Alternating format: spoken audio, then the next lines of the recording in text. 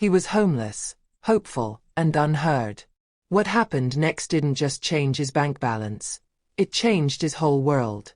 James wiped the sweat from his brow as he sat on the concrete sidewalk of Victoria Island, watching expensive cars zoom past him. His stomach growled loudly, reminding him that he hadn't eaten a proper meal in 3 days.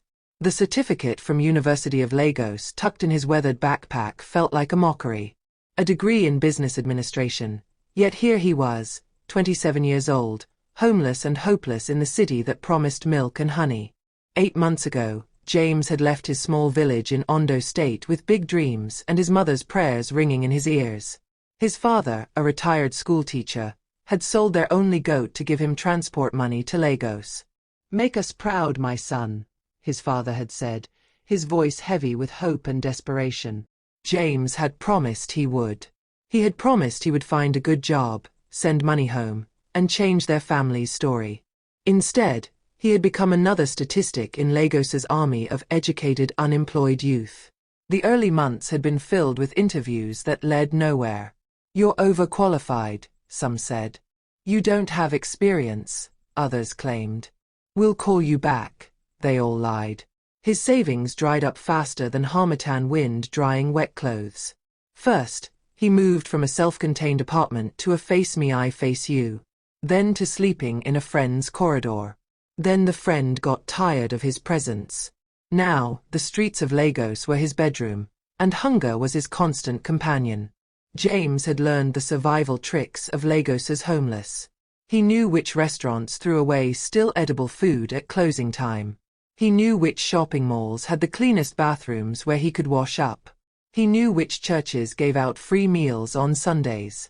Most importantly, he knew how to make himself invisible, how to blend into the background of this chaotic city where nobody had time to notice anyone else's suffering. That Saturday morning started like every other hopeless day. James had spent the night under the awning of a closed bookshop, his backpack serving as a pillow.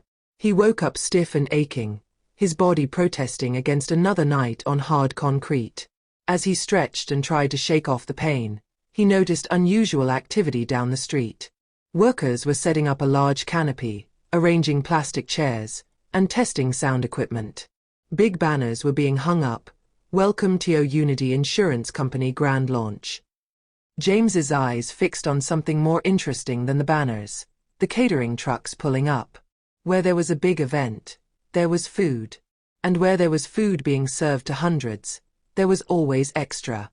His mind quickly calculated the strategy. He needed to look presentable enough to blend in, but not so polished that he attracted attention. He rushed to the public toilet at a nearby fuel station, splashing water on his face and smoothing down his clothes. The shirt had been his interview shirt once. Now it was his only shirt, carefully hand-washed and dried whenever he got the chance. By 11 a.m., the venue was buzzing with activity. James positioned himself strategically near the entrance, not close enough to seem presumptuous, but not far enough to miss what was happening. He watched as luxury cars began arriving. Men in flowing agbadas stepped out with their wives dressed in expensive lace and geli. The air was thick with perfume, cologne, and the unmistakable scent of wealth. Security men in black suits with earpieces swept the area, making James nervous. He was good at being invisible, but security guards had a way of seeing through disguises. Then he saw him. Mr. Benedict, the managing director of Ben Bank, one of Nigeria's leading financial institutions. James recognized him from newspapers and business magazines he used to read back when he still believed in dreams. The man stepped out of a bulletproof Range Rover, his presence commanding immediate attention. Behind him came another convoy, and James spotted Mr. Idris, the GMD of VFD Group. These were not just wealthy men. These were the architects of Nigeria's financial sector, the men whose decisions affected millions. James felt small suddenly, acutely aware of his worn shoes and faded shirt. What was he doing here, among these titans?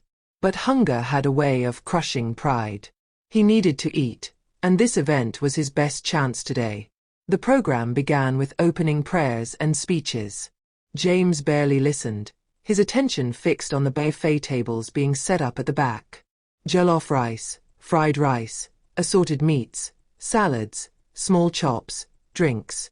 His mouth watered painfully. The MC, a flashy man in an expensive burgundy suit, worked the crowd with practiced ease, making jokes and keeping the energy high. Ladies and gentlemen, the MC's voice boomed through the speakers. Unity Insurance is not just about policies and premiums. We are about unity. We are about celebration. Who here can show us some energy? Who can sing? Who can dance? Come on, don't be shy. The crowd laughed politely, but nobody moved. Rich people, James thought, never wanted to embarrass themselves. The MC scanned the audience, clearly expecting someone to volunteer. Surely we have talented people here.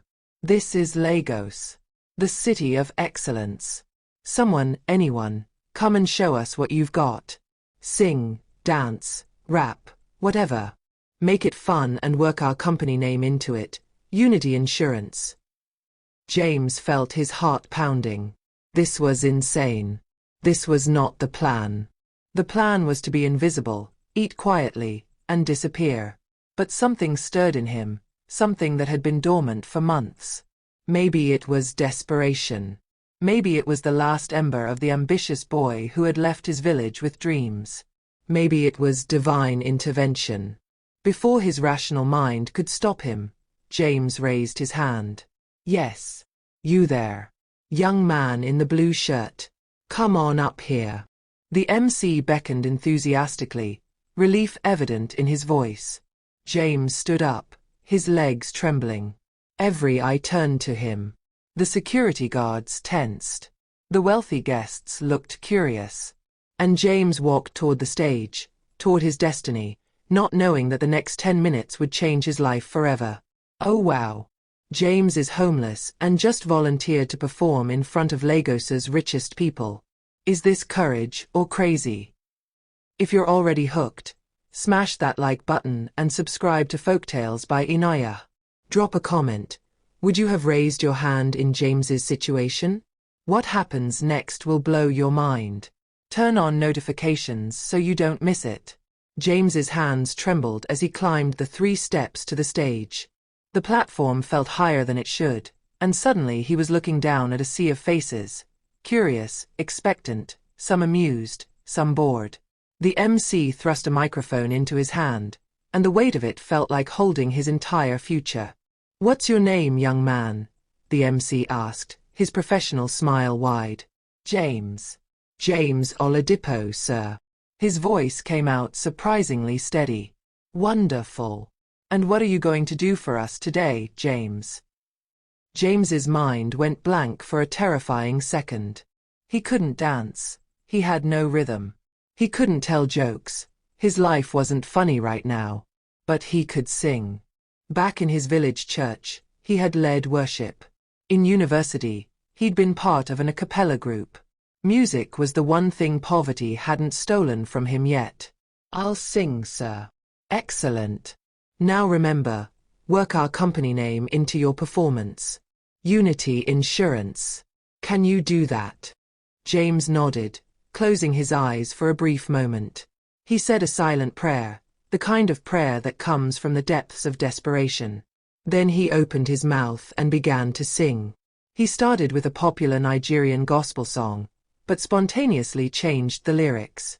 His voice, which he'd kept silent for months out of shame and defeat, suddenly rang out clear and powerful. He sang about protection, about shields against life storms, about unity in diversity. And seamlessly, beautifully, he wove the company's name into the melody. Unity Insurance, standing together, protecting dreams. The transformation in the crowd was immediate. Conversations stopped. Phones were lowered. Heads turned fully toward the stage. James opened his eyes and saw the change in their faces. He wasn't invisible anymore. He gained confidence, moving across the stage, his voice growing stronger. He sang about starting from nothing, about hope against odds, about the insurance of faith when everything else failed. When he hit the final note, there was a moment of absolute, breathless silence. James panicked, thinking he'd failed miserably. Then the applause erupted like thunder. People jumped to their feet. The applause wasn't polite or obligatory. It was genuine, enthusiastic, moved. The MC stood beside him, his professional composure cracked, genuine surprise on his face. Ladies and gentlemen, that was incredible. But what happened next was something no one expected. Mr. Benedict, the MD of Benbank, stood up from his VIP seat. The entire venue fell silent as he began walking toward the stage. Security guards moved with him, parting the crowd. When he reached the platform, he looked at James with an intensity that made James's breath catch. "Young man, what is your name again?" "James Oladipo, sir." "James, that was not just talent. That was spirit. That was creativity under pressure. That was excellence." Mr. Benedict's voice carried authority and warmth. "Tell me, James, where do you work?" The question hung in the air like a sword. James felt all eyes on him. He could lie. He could make up something. But looking into Mr. Benedict's eyes, he found he couldn't. The truth spilled out before he could stop it. "I don't work anywhere, sir. I'm currently between opportunities." It was the kindest way he could phrase being homeless and jobless. Something shifted in Mr. Benedict's expression. Recognition, perhaps. Understanding. "I see. Well, James, let me tell you something. In business, we value people who can think on their feet. People who can take nothing and make it something. You just did that." He pulled out his phone and made a call. "Transfer 1 million naira now." The crowd gasped. James felt dizzy. "What's your account number, James?" "Sir, I don't have a bank account." The admission brought shame flooding back, but it was too late to take it back. The murmuring in the crowd grew louder. The reality of James's situation was dawning on the guests. This wasn't just a talented performer. This was someone struggling, someone barely surviving. Mr. Benedict didn't hesitate. "Then we open one immediately. Someone get the Benbank representatives here now." He kept his hand on James's shoulder, a gesture that felt like an anchor. Then Mr. Idris, the GMD of VFD Group, stood up and approached. He was a tall, imposing man with sharp eyes that seemed to see everything. "Benedict, you're absolutely right. This young man has something special. The courage to stand up here, the creativity to perform without preparation, the authenticity in his voice, these are rare qualities." He looked directly at James. "I'm also giving you 1 million naira. But more than that, I want your details. VFD is building a talent pipeline for young innovators." The venue exploded with applause. The MC, recovering from his shock, grabbed his microphone. "Ladies and gentlemen, we are witnessing history. From nothing to something in minutes. This is the Lagos dream." But there was an edge in his voice that James noticed even through his own disbelief. Jealousy, resentment. Then the floodgates opened. Mrs. Patricia, CEO of Unity Insurance Company herself, came forward. She was an elegant woman in her 50s, known for her sharp business acumen. "James, I started Unity Insurance with a loan and a dream 20 years ago. I know struggle. I'm giving you 500,000 naira. But I'm also offering you something more valuable. Come to my office Monday. We need people with your presence in our company." Other guests began moving toward the stage. Business cards were thrust into James's hands. Bank transfers were being made. Promises of jobs, opportunities, mentorships flowed like rain. Within 20 minutes, James had gone from having nothing to having pledges of over 3 million naira and multiple job offers. James stood there, tears streaming down his face, unable to process what was happening. Just an hour ago, his biggest concern was getting a plate of rice. Now he was surrounded by some of Nigeria's most powerful business leaders, all wanting to help him. "Thank you," he whispered, then louder. "Thank you. God bless you all." The MC, now clearly struggling with jealousy, tried to regain control of the program. Well, well. What a moment. Let's give James one more round of applause. The applause came, but the MC quickly moved on, his moment of glory stolen by an unexpected star. As the program continued, James was ushered to the side by assistants and organizers. Numbers were exchanged, photos were taken, arrangements were made. He felt like he was in a dream, floating outside his body, watching this happen to someone else. But it was real. And his life would never be the same again. Wait. James went from homeless to having 3 million naira in minutes. This is insane. If your jaw just dropped, smash that like button and subscribe to Folktales by Inayah. Comment below. Do you believe God's timing is perfect? Keep watching to see what James does with this blessing, and there's a shocking twist coming. Share this now. Turn on notifications. The rest of Saturday passed in a blur that James would struggle to remember clearly for years to come. He was taken to a bank branch that had been specially opened for him. The irony of banks bending rules for him when he had nothing in his account wasn't lost on him. Within 2 hours, he had a bank account and deposits totaling 3.5 million naira from various donors at the event. The numbers on the account statement looked fake, like a child had added extra zeros as a joke. Mrs. Patricia assigned her personal assistant, a efficient woman named Ruth, to help James transition into his new reality. Ruth was in her early 30s, professional and kind, with eyes that showed she understood struggle even if she'd moved beyond it. Mr. James, Mrs. Patricia has booked you a hotel room for the next month at Golden Tulip Hotel in Ikoyi. Let's get you settled there first, Ruth said as they sat in her air-conditioned car, another luxury James hadn't experienced in months. The hotel lobby was like stepping into a different world. Marble floors, crystal chandeliers, uniformed staff who spoke in hushed, respectful tones. When Ruth handed James a keycard to a room on the 8th floor, he had to sit down on the plush lobby sofa to steady himself. "Are you okay?" Ruth asked, concerned. "I'm fine. It's just, this morning I woke up on the street. Now I'm checking into a hotel that probably costs more per night than I used to earn in a month. It doesn't feel real." Ruth smiled gently. "It's real, Mr. James. And you'll get used to it. But first, you need to eat properly and rest. Tomorrow, we'll go shopping for clothes. Mrs. Patricia wants you looking professional for your Monday meeting with her."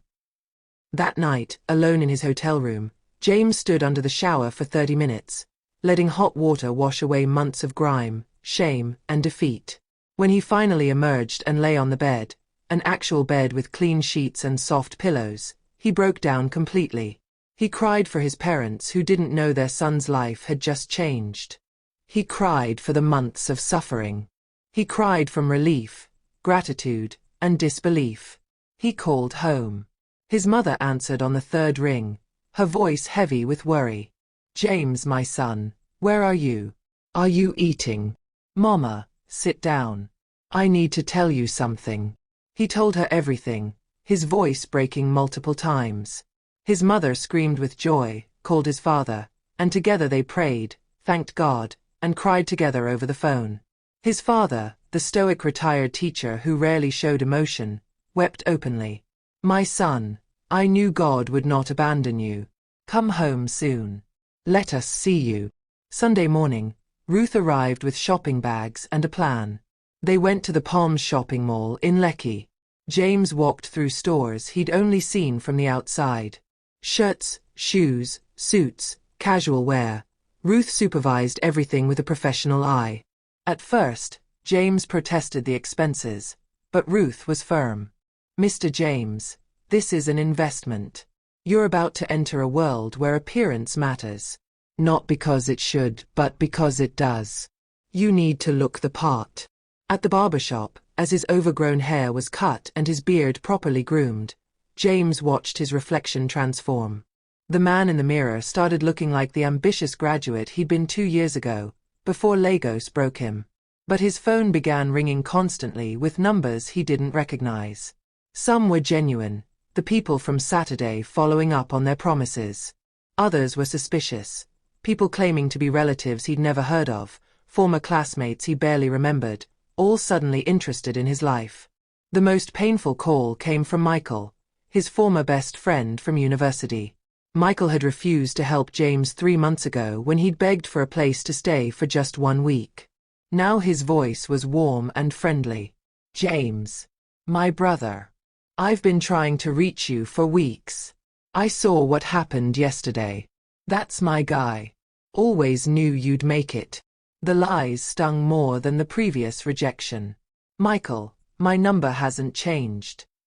I know, Lagos is just crazy like that. But listen, I have this business idea. I need about 500K to get started. We can be partners. What do you say?" James felt something harden in his chest. "Let me think about it and get back to you." He wouldn't. He knew he wouldn't. Some doors, once closed, should remain closed. Ruth noticed his disturbed expression during lunch. "What's wrong?" "People are calling. People who didn't care when I was sleeping on streets. Now everyone wants to be my friend, my partner, my family." Ruth nodded knowingly. "Welcome to having money in Nigeria. This is your first test, Mr. James. Not everyone who comes with opportunities wishes you well. Some people are sharks who smell blood in the water. You need wisdom now more than money." That evening, James made 2 lists in his hotel room.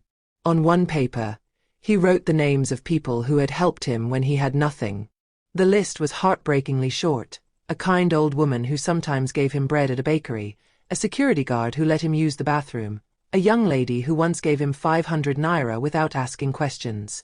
On the other paper, he wrote names of people now calling with needs and opportunities. He made decisions. He would help those who helped him first. He would take the job with Mrs. Patricia and prove himself through work, not just a moment of glory. He would save aggressively. And he would learn to say no, the hardest word for someone who grew up poor. Monday morning arrived with heavy rain, typical Lagos weather that turned roads into rivers. James, dressed in his new navy blue suit, looked at himself in the mirror and barely recognized the man staring back. He practiced his smile, his handshake, his introduction. He was going to his first real job interview in 8 months. But this time, he wasn't desperate. This time, he had options. This time, he had power. Unity Insurance Company's headquarters was a modern 15-story building in Ikoyi. As James walked through the glass doors, security personnel greeted him by name. Ruth had informed them he was coming. He was escorted to the 12th floor, to Mrs. Patricia's expansive office with a view of Lagos Island. Mrs. Patricia looked up from her laptop and smiled warmly. "James, welcome. Please sit. You look much better than Saturday. How are you feeling?" "Grateful, Ma." "Overwhelmed?" "Grateful." "Good. Now let me be direct. What happened Saturday was extraordinary, but this is business. I didn't offer you a job out of charity. I offered it because I saw something in you that I recognize. Hunger, not for food, but for opportunity. Intelligence under pressure. Raw talent that just needs direction. These are assets in business." She outlined her offer. She wanted James in their marketing and public relations department, starting as a brand ambassador. His story, his journey, would be central to a new campaign about Unity Insurance believing in people's potential. The salary was 300,000 naira monthly to start, plus bonuses and benefits. "But there's a condition," Mrs. Patricia said firmly. "You must complete a professional certification in marketing and public relations. 6 months. Intensive. The company will pay, but you must commit to learning. Can you do that?" "Yes, Ma. Absolutely. I'm ready to work harder than anyone." "Then welcome to Unity Insurance Company. You start next Monday." Walking out of that building, James felt 10 feet tall. He had a real job. A real salary. A real future. He called his parents immediately, and their joy made him cry right there on Odeola Odiku Street, not caring who saw him. But that night, a message came that reminded him his troubles weren't over. An unknown WhatsApp number sent him a video, footage of him weeks ago, sleeping under a shop awning, looking homeless and desperate. The message that followed was chilling. Congrats on the new job. I wonder what Unity Insurance would think if they knew their new brand ambassador was recently a street beggar. 500K keeps this private. Account details below. James stared at his phone, his joy turning to ice-cold fear. Someone was trying to blackmail him. And he had to decide how to respond. No way. Someone is trying to blackmail James with his past. After everything he's been through. If you're angry right now, smash that like button and subscribe to Folktales by Inayah. Comment, should James pay the blackmailer or call their bluff? What he does in the next part is brave beyond words. Don't go anywhere. Turn on notifications. Share this video. James didn't sleep that night. He sat on his hotel bed, staring at the blackmail message until his eyes hurt. 500,000 naira. He had the money now. He could pay and make the problem disappear. But something Ruth had said echoed in his mind. Not everyone who comes with opportunities wishes you well. This wasn't an opportunity. This was a threat. And paying would mean living in fear forever, always wondering when the next demand would come. It would mean being ashamed of where he'd been. And James realized something profound in that sleepless night. He wasn't ashamed. He was proud. Proud that he'd survived. Proud that he'd kept his dignity. Proud that he hadn't stolen or hurt anyone despite his desperation. At 6 a.m., he called Ruth. I need to speak with Mrs. Patricia urgently. Today. Ruth heard the tension in his voice. What's wrong? Someone is trying to blackmail me. I need to handle this properly. By 9 a.m., James was in Mrs. Patricia's office again. She listened to his explanation without interruption, her face unreadable. When he finished, she was quiet for a long moment. James's heart pounded, fearing she would withdraw the job offer. Then Mrs. Patricia did something unexpected. She laughed. Not mockingly, but with genuine amusement. James, let me tell you something about Lagos, about Nigeria, about life. When people see you rising, they will try to pull you down. Always. It's the crab mentality. If you pay this person, 10 more will come with different threats. She leaned forward, her expression serious now. Here's what we're going to do. We're going to control the narrative. We're going to release your full story ourselves. The homelessness, the struggle, everything. Your past isn't a scandal, James. It's your testimony. It's proof that our new campaign message is authentic. You want to tell everyone I was homeless? James asked, incredulous. I want to tell everyone you were homeless and now you're not. I want to show that Unity Insurance believes in protecting not just what people have, but what they can become. Your story is powerful precisely because it's real. Within 3 days, Unity Insurance launched their new campaign. James's story was everywhere. Billboards across Lagos, social media, radio, television. The images showed his journey. The before pictures, including the ones the blackmailer had, and the after. The tagline read, Unity Insurance, because your future matters more than your past. The public response was overwhelming. Nigerians connected with the story deeply. Everyone knew someone struggling, someone educated but unemployed, someone who'd come to Lagos with dreams and found disappointment. James became a symbol of hope. Unity Insurance's customer base grew by 35% in 2 weeks. Their social media followers tripled. The blackmailer never contacted James again. There was nothing left to threaten him with when the truth was already public. But success brought different challenges. Michael, his former friend who'd rejected him, called again. This time, his tone was different. Bitter. Entitled. So you're a big man now? Too big to help your friend? I was there for you in university. You were there for me in university, Michael. But you weren't there for me 3 months ago when I needed a place to sleep. You have the right to ask me for nothing. The call ended badly, but James felt no guilt. He was learning that real love and friendship reveal themselves in difficult times, not in prosperity. His family, however, received his full support. He sent money to his parents, enough to renovate their house and set up a proper retail shop for his mother. He sponsored his younger sister's university education. But he did it quietly, without announcement, remembering his mother's teaching, "Let your left hand not know what your right hand is doing." 3 months into his new job, James excelled beyond expectations.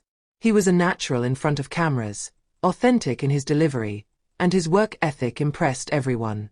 Mrs. Patricia promoted him to senior brand ambassador with a salary increase to 450,000 naira monthly. But the most important development was personal. James had started a foundation using part of his savings, Second Chance Initiative, specifically to help homeless but educated youth in Lagos.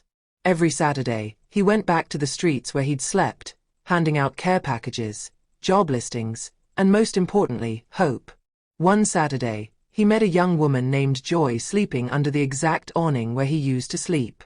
She had a degree in computer science but hadn't found work in 2 years. James sat with her, told her his story, and offered her a place in his foundation's job training program. "Why are you helping me?" she asked, suspicious. "Because 4 months ago, I was exactly where you are. And someone gave me a chance when I needed it most. This is me paying it forward," Joy cried. James understood those tears intimately. Mr. Benedict and Mr. Idris, the men who'd first given him money, became mentors. Mr. Benedict taught him about financial literacy and investment. "Money not managed properly disappears faster than it came," he warned. James opened investment accounts, bought stocks, and started planning for long-term wealth, not just immediate comfort. Mr. Idris connected him with young entrepreneurs, expanding his network beyond his immediate circumstance. "Your network is your net worth," Mr. Idris often said. But not everyone was happy about James's success. The MC from the insurance launch, the man in the burgundy suit who'd called him up to perform, harbored deep resentment. His name was Victor, and he'd been a successful event MC for years. He felt James had stolen his moment, his thunder. Victor began spreading rumors in the entertainment industry about James being arrogant, being fake, being a fraud who'd manipulated rich people's emotions. The rumors reached James through concerned friends. Ruth advised him to ignore it. Successful people attract critics like honey attracts flies. Responding gives the rumors power. But Mrs. Patricia had a different approach. "Invite him, Victor. Invite him to your foundation's next event. Show him what you're doing with the opportunity you received." Sometimes, people's bitterness comes from feeling excluded. James was skeptical but trusted Mrs. Patricia's wisdom. He personally called Victor and invited him to be the MC at the Second Chance Initiative's first major fundraising event. Victor was surprised, suspicious, but ultimately accepted. At the event, as Victor watched James interact with homeless youth, sharing his story, offering genuine help without cameras or publicity, something shifted. After the event, Victor approached James privately. "I owe you an apology. I've been spreading lies about you because I was jealous. Watching you today, I realize you didn't steal anything from me. You earned what you got. And you're using it well." James extended his hand. "We all have different journeys, Victor. Your moment will come too." They shook hands, and a potential enemy became an ally. 6 months after that Saturday that changed everything, James stood in his own apartment in Oja, a modest 2-bedroom flat he'd rented, refusing to overspend on luxury. He'd learned that wealth wasn't about flash, it was about security and impact. Looking out his window at Lagos's chaotic beauty, James reflected on his journey. He'd been broken by this city, then rebuilt by it. He'd learned that opportunity was everywhere, but only visible to those who remained prepared even in darkness. He'd learned that character revealed itself not in prosperity but in poverty. And he'd learned that true success wasn't measured by what you gained, but by what you gave back. His phone rang. It was his mother. "James, your father and I are planning to visit Lagos next month. We want to see where you live, meet your friends, thank those who helped you. I'd love that, Mama. I'll show you everything. We're so proud of you, my son. Not because of the money, but because you didn't let suffering make you wicked. You remained a good person. After the call, James smiled. That, he realized, was the real victory. Not the money, not the job, not the fame, but remaining himself through it all. James chose truth over fear, and it paid off. His response to that blackmailer was legendary. If this is inspiring you, smash that like button and subscribe to Folktales by Inayah. Comment: what's the biggest lesson you've learned from James's journey so far? The conclusion is coming up, and it's powerful. Share this everywhere. Turn on notifications. 1 year after that Saturday that changed everything, James stood backstage at the Eco Convention Center, adjusting his bow tie. Tonight was Unity Insurance's annual gala, celebrating their most successful year in company history. James was not just attending, he was the keynote speaker. The irony of standing behind this stage, about to address Lagos's business elite, when a year ago he would have been outside hoping for leftover food, was not lost on him. Ruth appeared beside him, elegant in an emerald green dress. Over the year, she had become more than Mrs. Patricia's assistant helping him. She had become a friend, a confidant, and if James was honest with himself, something more. There was a connection between them that went beyond professional courtesy, though neither had acknowledged it yet. Nervous? She asked, reading his expression. Terrified. What if I mess up? What if I forget my speech? Ruth smiled and touched his arm gently. James, you once sang in front of these same people with zero preparation and no warning. You changed your entire life in 10 minutes. Tonight, you have a prepared speech, a microphone, and a story everyone wants to hear. You'll be fine. The lights dimmed and James was called to the stage. Walking out, he saw hundreds of faces, some familiar from last year, others new. But he also saw empty spaces being filled by the ghosts of his past. The James who slept on streets. The James who went days without eating. The James who wondered if he would ever matter to anyone. Those versions of himself sat among the wealthy guests, reminding him of the journey. Good evening, distinguished guests, James began, his voice steady and clear. Exactly 1 year ago, I attended an event very similar to this one. But I wasn't invited. I wasn't a guest. I wasn't even supposed to be there.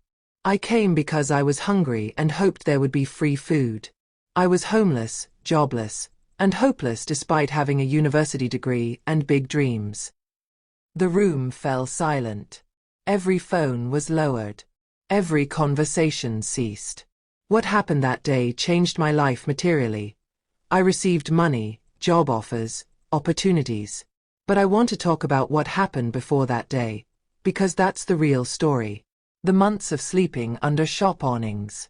The shame of calling my parents to beg for money they didn't have. The humiliation of watching former friends cross the street to avoid me. The constant rejection from jobs I was qualified for. James paused, scanning the audience. He saw Mr. Benedict and Mr. Idris sitting in the front row, both nodding encouragingly.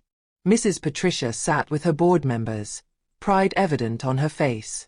I learned something crucial during those dark months. Your lowest moment doesn't define you unless you let it. Preparation isn't just about certificates and qualifications. It's about keeping your spirit intact when everything else is falling apart. It's about maintaining your dignity when life gives you every reason to lose it. It's about being ready for opportunity even when opportunity seems impossible. He spoke about his foundation, the Second Chance Initiative, which had helped 150 unemployed graduates find work in the past year.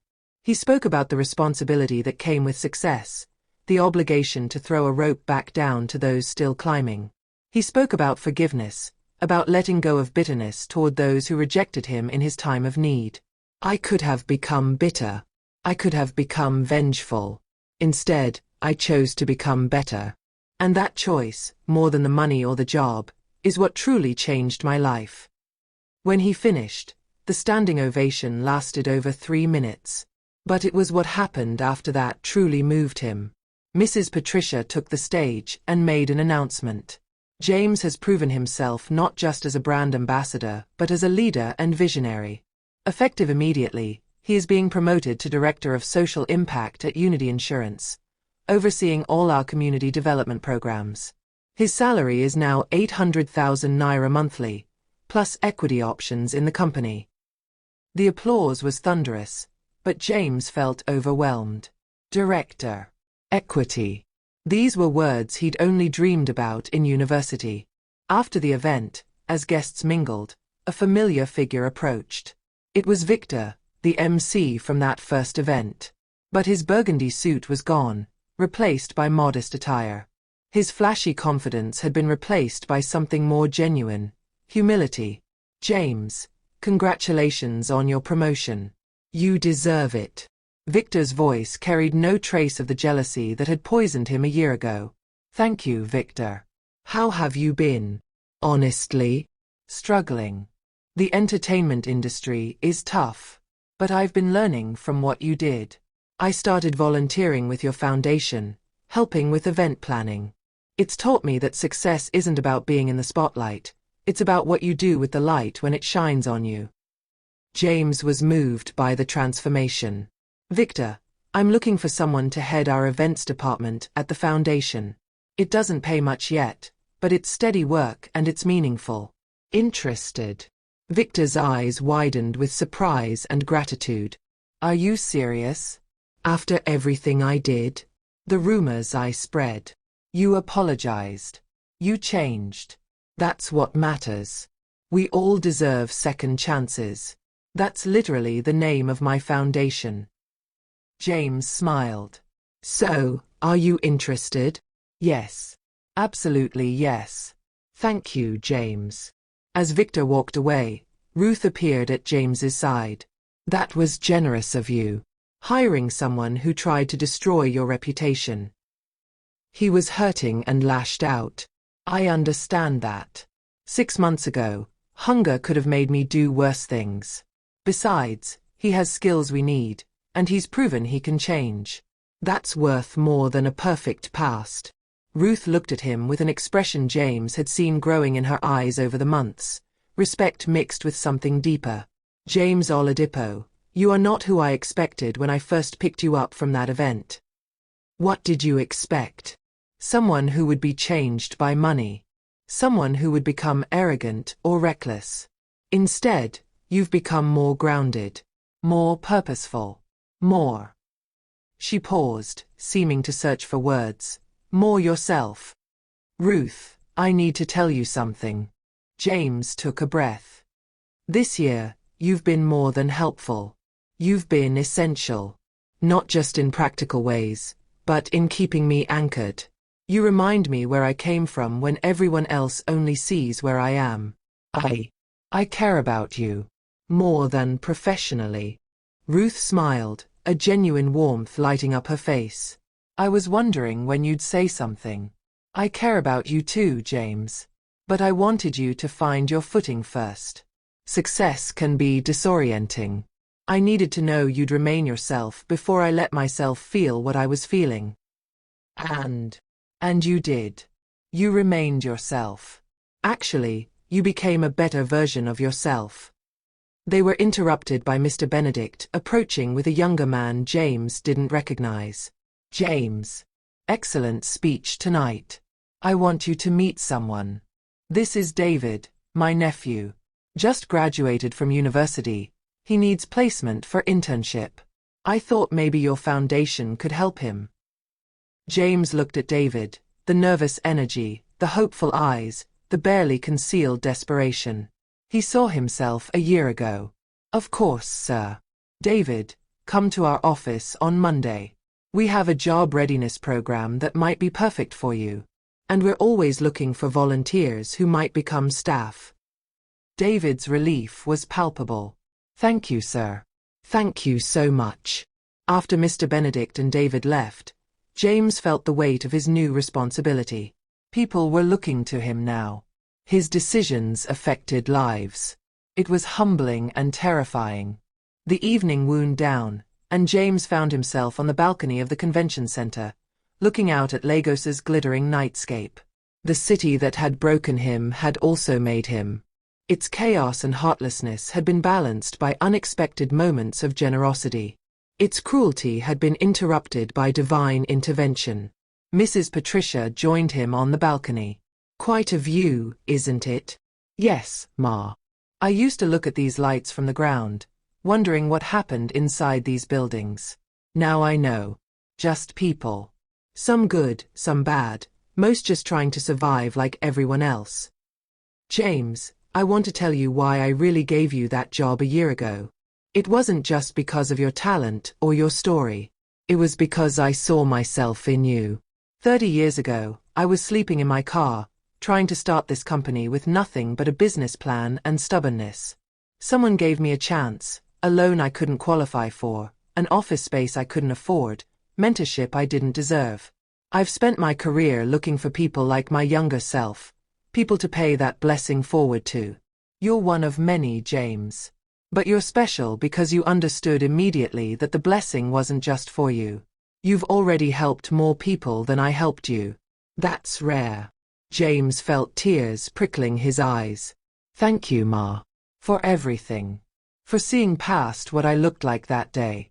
For trusting me with responsibility. For teaching me. Don't thank me. Prove that my trust was warranted by continuing to be excellent. And by helping others the way you've been helped. That's all the thanks I need."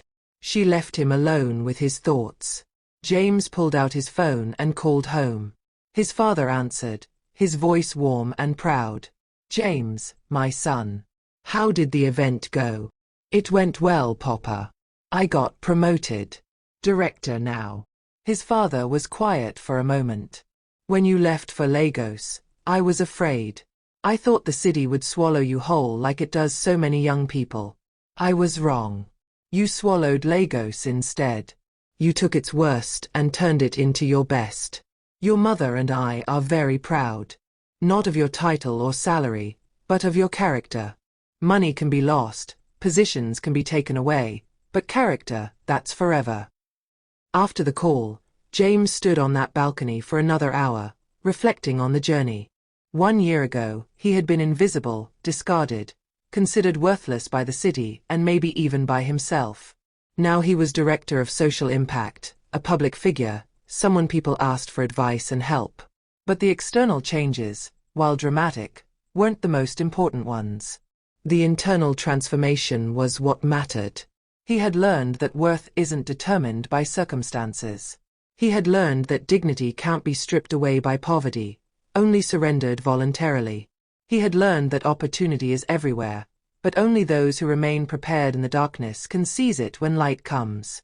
Most importantly, he had learned that the purpose of blessing isn't accumulation, it's circulation.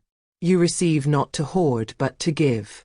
You're lifted not to look down on others but to lift others up. James left the convention center that night with Ruth by his side, walking to his car, a modest Honda Accord he'd bought instead of the flashy Range Rover his friends had urged him to get. Practical. Reliable. Enough. "What are you thinking about?" Ruth asked as they drove through Lagos's night traffic. "I'm thinking about a young woman named Joy. She's the one I found sleeping where I used to sleep. She starts work Monday at a tech company. She found her opportunity.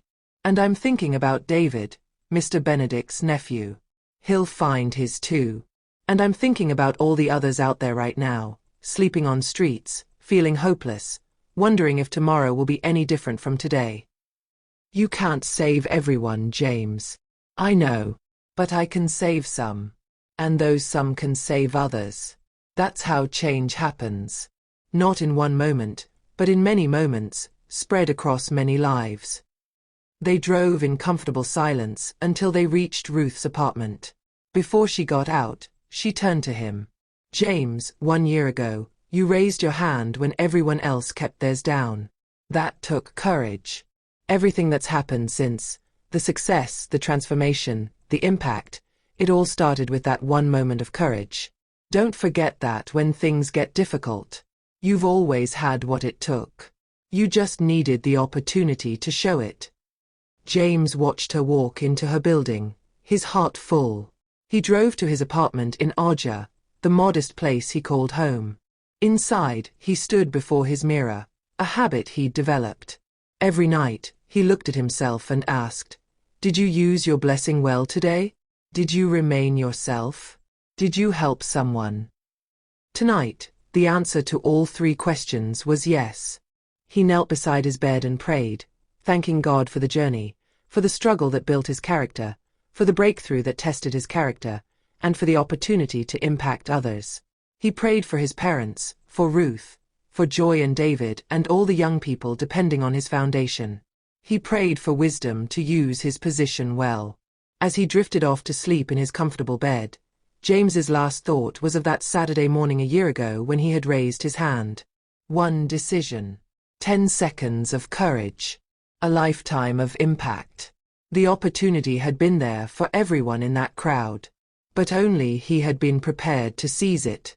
Not prepared with wealth or connections or perfect circumstances. Prepared with courage, with dignity intact despite poverty, with talent preserved despite depression, with faith held onto despite disappointment. Opportunity had met preparedness that day. And together they had created a miracle. But James now understood that the real miracle wasn't what happened on that stage in those 10 minutes. The real miracle was what happened in the months before. His refusal to let struggle make him bitter, his choice to keep his integrity when no one was watching, his decision to remain prepared even when opportunity seemed impossible. That was the real story. That was the real power. That was the real lesson. And it was a lesson he would spend the rest of his life teaching others. Stay prepared. Stay dignified. Stay faithful. Because you never know when your moment will come. And when it does, you need to be ready. Not just ready with skills and qualifications, but ready with character. Ready with integrity. Ready with a spirit that hasn't been broken by life's hardships. That was the preparation that mattered most. And that was the preparation that would make all the difference when opportunity finally knocked on your door. From homeless to director, James's journey is complete and it's beautiful. If this story has touched your heart and given you hope, smash that like button right now and subscribe to Folktales by Inayah. Comment below. What's your biggest takeaway from James's story? Tag someone who needs to hear this message today. This is proof that your breakthrough is coming. Stay prepared. Share this video everywhere. Turn on all notifications because we have more inspiring stories coming. Your moment is closer than you think. Don't give up. Share. Like. Subscribe.